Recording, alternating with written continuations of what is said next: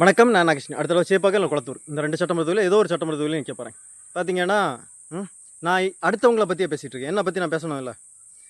பார்த்தீங்கன்னா, வாழ்க்கையில் முன்னேற முடியாதா அப்படின்னு நினச்சிட்டு இப்போ நான் கடைசியாக நின்னேன் இல்லை ஹோட்டலுக்கு.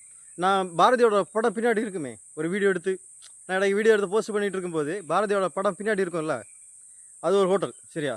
அந்த ஹோட்டலோட முதலாளி கிட்டத்தட்ட 7 லட்ச ரூபா கிட்ட இன்வெஸ்ட்மெண்ட் பண்ணியிருக்காங்க. ஆனால் என்னை கை கொடுத்து தூக்கி விடுறதுக்கு யாருமே இல்லைன்னு நினச்சிட்டு அந்த ஹோட்டலை இழுத்து மூடலாம் அந்த ரேஞ்சுக்கு வரைக்கும் அவங்க யோசிச்சிருக்காங்க. அந்த இடத்துல நான் ஒரு கை கொடுக்கக்கூடிய ஒரு தோலை நான் நின்றுருக்கேன். சரியா?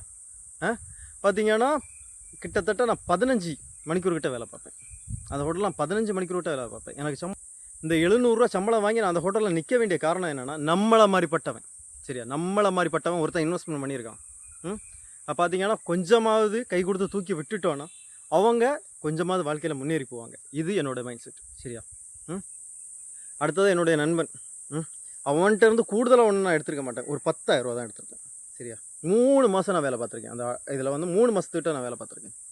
பார்த்தீங்கன்னா கடையாக பொருளை கொண்டு போடுவோம்ல, இதுதான். சரியா? அவனும் 7 லட்ச ரூபா கிட்ட இன்வெஸ்ட்மெண்ட் பண்ணான்.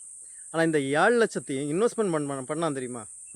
அதை யோசித்து அவனுக்கு நான் உதவி பண்ணணும்னு நினச்சி என்ன பண்ணேன்னா, சரி நண்பா பார்ப்பேன், என்ன வந்தாலும் பார்த்துக்கிடுவோம் அப்படின்னு சொல்லிட்டு அவங்க கூட நான் உறுதுணையாக நின்னேன். அதுவும் நான் காலையில் எடுத்துகிட்டு போவேன், ஆட்டோவை எடுத்துகிட்டு போய் அப்படியே சுற்றி மார்த்தாண்டம் சுற்றி திருப்பி கொண்டு தடிக்கவனத்துக்கு வருவேன். இப்படி நான் லைன் பார்த்துட்டு இருந்தேன். இதுவும் எதுக்காக வேண்டியதான், என் நண்பன் என்ன பண்ணியிருக்கான், காசை இன்வெஸ்ட்மெண்ட் பண்ணியிருக்கான். இவனையும் கை தூக்கி விட வேண்டிய கடமை யாருக்கு இருக்குது? நம்மளால தான் என்ன பண்ண முடியாது, இன்வெஸ்ட்மெண்ட் பண்ண முடியாது. அவனாவது இன்வெஸ்ட்மெண்ட் பண்ணால் கொஞ்சமாவது வாழ்க்கையில் முன்னேறி போகட்டுமே அப்படின்னு நினச்சிட்டு நான் என்ன பண்ணேன்னா, சரி அவனுக்கு சப்போர்ட் பண்ணலாம் அப்படின்னு சொல்லிட்டு நான் பண்ணேன். கடைசியாட்டு முடியாமல் தான் என்ன பண்ணோன்னா இதை நாங்கள் விட்டேன். அடுத்தது என்னுடைய நண்பன் இன்னொருத்தனுக்கு ஹோட்டல் ஆரம்பித்தான். அதுக்கும் நான் சப்போர்ட் பண்ணேன். சரியா? அடுத்ததாக இன்னொரு இடத்துலையும் நான் சேலத்தில் வேலை பார்த்தேன். அங்கேயும் நான் சப்போர்ட் பண்ணியிருக்கேன். இதில் ஒரே ஒரு இடத்துல மட்டும்தான் ரொம்ப விளையாட்டுத்தனமாக நான் வேலை பார்த்தது. பார்த்திங்கன்னா கேரளா, இந்த ஒரு ஹோட்டலில் நான் ரொம்ப விளையாட்டுத்தனமாக தான் வேலை பார்த்தேன். ஏன்னா அவங்க பணக்காரங்க எப்படி வேணாலும் பொழைச்சி விடுவாங்க. ஆனால் நம்ம கவர்மெண்ட் என்ன பண்ணிகிட்ருக்குன்னா, இந்த பணக்காரங்களை மட்டுமே டார்கெட் பண்ணி அவங்களுக்கு மட்டுமே சப்போர்ட் பண்ணுறாங்க. ஆனால் இந்த இடத்துல ஏழைகளை தான் கை கொடுத்து தூக்கி விடணும். ஆனால் பணக்காரங்களாக பார்த்து டார்கெட் பண்ணி அவங்களையே தூக்கி விடுறது, அவங்களுக்கே எல்லாம் பண்ணுறது. ஆனால் இந்த கவர்மெண்ட் என்ன பண்ணோன்னா, இதுக்காக வேண்டி தான் நம்ம ஓட்டு போடுறோம். பார்த்திங்கன்னா ஏழைகள் நாங்கள் எல்லாம் அடித்தட்டில் கிடக்கோம், எங்களை கொஞ்சமாக கை கொடுத்து தூக்கி விடுங்க அப்படின்னு நினச்சி தான் நம்ம என்ன பண்ணுறோம், போய் ஓட்டு போடுறோம். சரியா?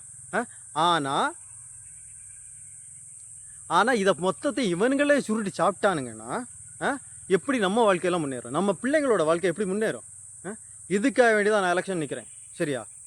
பார்த்தீங்கன்னா இதுதான் என்னுடைய முதல் தேர்தல் வாக்குறுதி. இங்கே கடந்து ஒன்றுமே கிளிக்க போகிறது, எவனுமே ஒன்றுமே கிளிக்க போகிறது கிடையாது. அதனால தான் எல்லோரும் பிடிச்சி வெளிநாட்டு தள்ளிவிடு. நல்லா அதில் கம்பெனியை பார்த்தாரேன். வெளிநாட்டுக்கு போங்க, போய் ஒரு 3 வருஷம் சம்பாதிச்சுட்டு வாங்க. வந்துட்டு வாழ்க்கையில் ஒரு பொண்ணை கட்டுங்க, வாழ்க்கையில் நிம்மதியாக இருக்கலாம். உண்மையிலே இல்லாமல் இவனுங்களை நம்பி கடந்தா கடைசியாட்டு நான் ஏற்கனவே ஒரு டைலாக் சொல்லியிருப்பேன், நாங்கள் எம்பி நீங்கள் அதான் உண்மை. சரியா? சரி, இன்னைக்கு இல்லைனா நாளைக்கு நான்